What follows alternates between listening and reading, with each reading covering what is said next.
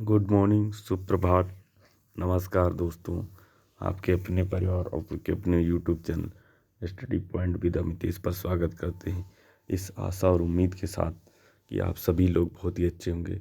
तो ये railway previous year question, NTPC और अदर एग्ज़ाम्स, रेलवे के अदर एग्ज़ाम में पूछे क्वेश्चन आंसर की सीरीज है, जो कहीं ना कहीं आपकी परीक्षा में आपकी मदद करेगी।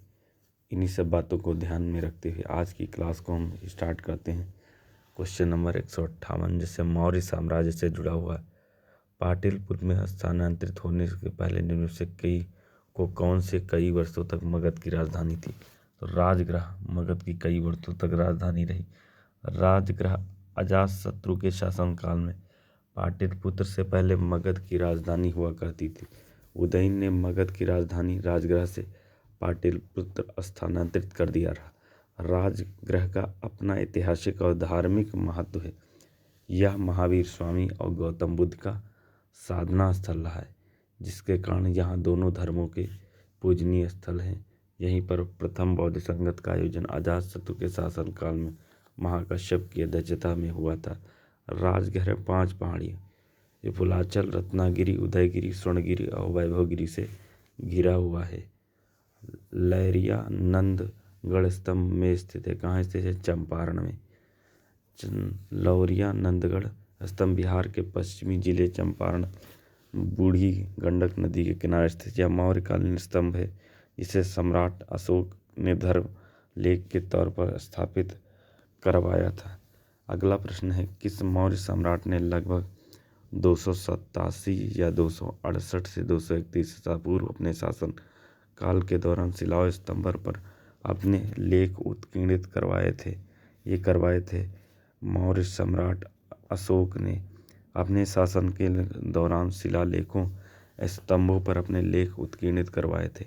अशोक के शिलालेख 14 विभिन्न लेखों का समूह, जो 8 भिन्न भिन्न स्थानों से प्राप्त किए गए हैं। अशोक ने अपने कल्याणकारी राज्य की अवधारणा प्रजा को प्रसारित करने के लिए धम्म का प्रचार करने के महानपूर्ण साम्राज्य में अभिलेखों की स्थापना करवाई। सम्राट अशोक का पितामह कौन था? ये चंद्रगुप्त मौर्य का जो एक महान शासक था। तो बात करते हैं अशोक के पितामह की कि अशोक का पितामह कौन था। जो बात करते हैं अशोक की, तो जो अशोक था वो बिंदुसार का पुत्र था। सम्राट अशोक मौर्य वंश का एक महान शासक था, जो बिंदुसार का पुत्र था और चंद्रगुप्त मौर्य का पौत्र था। इसे देवनामपुरी या प्रियदर्शी अन्य नामों से जानते थे। अपने राज्याभिषेक के 8वीं पर 261 ईसा पूर्व में उसने कलिंग पर युद्ध लड़ा और विजय प्राप्त। इस भयंकर युद्ध में रक्तपात से आहत होकर उसने युद्ध का त्याग और बौद्ध धर्म ग्रहण कर लिया। उसने भारत ही नहीं अपितु संपूर्ण एशिया में बौद्ध धर्म की शिक्षाओं का प्रचार किया। उसने बौद्ध धर्म के प्रचार के सम्राट अशोक ने अपने पुत्र जिनका नाम महेंद्र और पुत्री का नाम संघमित्रा को श्रीलंका भेजा था। नेक्स्ट है, निम्न से कौन सा स्थल आधुनिक गुजरात में स्थित जहाँ अशोक के शिलालेख अवस्थित हैं? गिरनार में। गिरनार गुजरात में जूनागढ़ के निकट स्थित पहाड़ियों हैं। गिरनार की पहाड़ियों से पश्चिम पूर्व दिशा में भादास, रोहाज, सतलुज, घेलो नदियाँ बहती। इन्हीं पहाड़ियों पर मौर्य सम्राट अशोक का चतुर्दिश शिलालेख अंकित है। मौर्य वंश के सबसे प्रसिद्ध शासक थे। वहाँ ऐसा पहला शासक था जिसने अभिलेखों द्वारा जनता तक अपने संदेश पहुंचाने की कोशिश की। अशोक के ज़्यादातर अभिलेख प्राकृत भाषा और ब्राह्मी लिपि में हैं। लगभग 260 ईसा पूर्व के मौर्य सम्राट ने कलिंग को जीतने के लिए सैन्य अभियान का नेतृत्व किया। यह अशोक ने किया था। लगभग 261 ईसा पूर्व में सम्राट अशोक ने कलिंग को जीतने के लिए सैन्य अभियान का नेतृत्व किया। कलिंग युद्ध मौर्य साम्राज्य और कलिंग राज्य के बीच लड़ा गया, जो वर्तमान में उड़ीसा आंध्र प्रदेश का उत्तरी भाग है। जिसके परिणाम स्वरूप अशोक ने कलिंग के राजा अनंत पद्मनाभन को हराकर कलिंग पर विजय प्राप्त की। इस युद्ध में हुए रक्तपात को देखकर अशोक ने बौद्ध धर्म को अपना लिया और अहिंसा के मार्ग पर चढ़ पड़ा। नेक्स्ट प्रश्न है, अशोक के अधिकांश अभिलेख भाषा में लिखे गए, जबकि उपमहाद्वीप के उत्तर पश्चिम में पाए गए शिलालेख आरंभिक यूनानी भाषा में थे। ये थे प्राकृत। अशोक के अभिलेख ब्राह्मी, खरोष्ठी, अरामाइक, यूनानी लिपि में लिखे, किंतु अधिकांश अभिलेख प्राकृत और ब्राह्मी भाषा में लिखे। अशोक ने राष्ट्रीय भाषा लिपि के रूप में पाली भाषा ब्राह्मी भाषा का प्रयोग। भारतीय क्षेत्र में पाए जाने शिलालेखों की लिपि ब्राह्मी।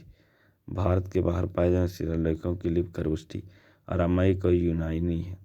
मौर्य शासनकाल के दौरान किस प्रांत को कर्नाटक के खान को केंद्र माना गया? ये माना गया था आपका सोनागिरी को कर्नाटक में सोने की खान का केंद्र। यह दक्षिणी प्रांत की राजधानी थी।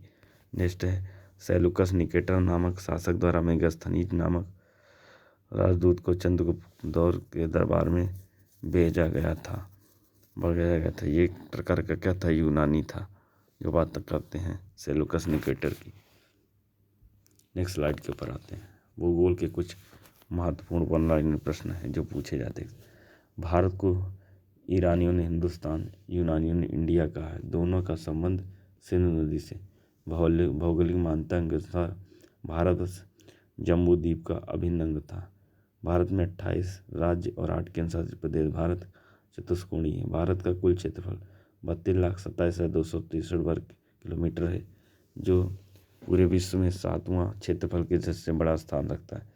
भारत का क्षेत्रफल विश्व की क्षेत्रफल का कुछ 2.42% है। भारत का विस्तार पूर्व से पश्चिम 2,933 किलोमीटर, उत्तर से दक्षिण 3,214 किलोमीटर।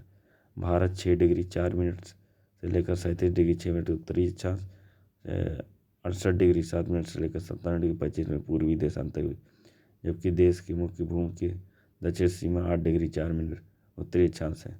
देश का देशांतरी विस्तार 29 डिग्री 18 मिनट, अक्षांशीय विस्तार 29 डिग्री 2 मिनट।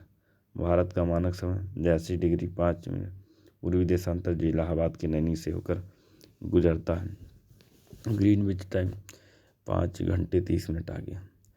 भारतीय मानक समय रेखा 5 राज्य से होकर गुजरती। उत्तर प्रदेश, मध्य प्रदेश, छत्तीसगढ़, उड़ीसा और आंध्र प्रदेश। कर्क की रेखा भारत के 8 राज्यों से होकर गुजरात, राजस्थान, मध्य प्रदेश, छत्तीसगढ़, झारखंड, पश्चिम बंगाल, त्रिपुरा, मिजोरम। भारत का दक्षिणतम बिंदु इंदिरा पॉइंट, पेगमेलियन पॉइंट या पारसन पॉइंट या ला हिंगचिंग है, जो विषुवत रेखा से 876 किलोमीटर दूर स्थित है। इंदिरा पॉइंट लक्ष्मी नगर ग्राम पंचायत के अंतर्गत है, जिसका नाम परिवर्तन फरवरी 1984 में हुआ है। भारत का सबसे उत्तरी बिंदु जम्मू कश्मीर में इंदिरा कॉल है। भारत का पूर्वोत्तर बिंदु अरुणाचल प्रदेश में किबिथु और बंगालू और पश्चिम बिंदु गुजरात का गौरमाता और सर क्रीक है। भारत का स्थलीय सीमा की लंबाई 15,200 किलोमीटर, 16 राज्य, 2 केंद्र शासित प्रदेश, 7 देशों की सीमाओं से लगते हैं। भारत का तीसरी सीमा की लंबाई 6100 किलोमीटर, जबकि द्वीपों सहित लंबाई 7,516 किलोमीटर। देश की कुल तटीय सीमा की सहित लंबाई 22,716 किलोमीटर। भारत की प्रादेशिक समुद्री सीमा आधार रेखा से 12 समुद्री मील, जबकि अविच्छिन्न मंडल 24 समुद्री मील और अन्य आर्थिक क्षेत्र 200 समुद्री मील तक है। भारत समुद्री तट के 9 राज्यों 4 के सदस्य प्रदेशों से सीमा लगी है। सबसे लंबी समुद्री तट रेखा अंडमान निकोबार 1962 किलोमीटर, जबकि अन्य राज्यों की सर्वाधिक समुद्री तट रेखा गुजरात, आंध्र प्रदेश, तमिलनाडु है, 1662 है। सबसे कम समुद्री तट सीमा वाला राज्य गोवा है, 101 किलोमीटर। कन्याकुमारी को तीनों ओर से सागरों का संगम कहा जाता है। त्रिपुरा के तीनों ओर से अंतर्राष्ट्रीय सीमा लगी। सिक्किम, पश्चिम बंगाल, अरुणाचल प्रदेश, लद्दाख की सीमाएं 3 देशों से लगी। बेंगलुरु चेन्नई से दक्षिणवर्ती शहर बेंगलुरु। भारत का औसतन समुद्री स्थल का मापन चेन्नई से किया गया। पांडिचेरी संघ शासित प्रदेश की सीमा 3 राज्यों में पड़ती है, जिसके माहे जिला केरल में, यमन जिला आंध्र प्रदेश में, कराकल और पांडिचेरी तमिलनाडु में। भारत बांग्लादेश की सीमाओं को शून्य रेखा कहा जाता है और 3 बीघा कॉरिडोर इन्हीं देशों के बीच। आदम पुल भारत श्रीलंका के मध्य स्थित है। आदम ब्रिज को उत्तर में पाक जल संधि और दक्षिण में मन्नार की खाड़ी है। पंबन द्वीप आदम का ब्रिज का हिस्सा है, जिस पर तमिलनाडु में रामेश्वरम स्थित राम सेतु धनेशकोटी से प्रारंभ होता है। भारत के पड़ोसी देश जैसे भारत, पाकिस्तान, भूटान, बांग्लादेश, नेपाल भारतीय उपमहाद्वीप में भारत की स्थलीय सीमा 7 देशों को लगती है, जबकि समुद्री सीमा मिलाकर 11 है। आय के सीमा से 7 देश लगे, समुद्री स्थल दोनों से। बात करते हैं तो बांग्लादेश, म्यांमार, पाकिस्तान। भारत की समुद्री सीमा से लगने वाले देश श्रीलंका, महाद्वीप, इंडोनेशिया, थाईलैंड देश लगते हैं। भारत के 16 दो केंद्र शासित प्रदेश पड़ोसी देशों से लगती है, जो कि सर्वाधिक अंतर्राष्ट्रीय सीमा अरुणाचल प्रदेश से लगती है।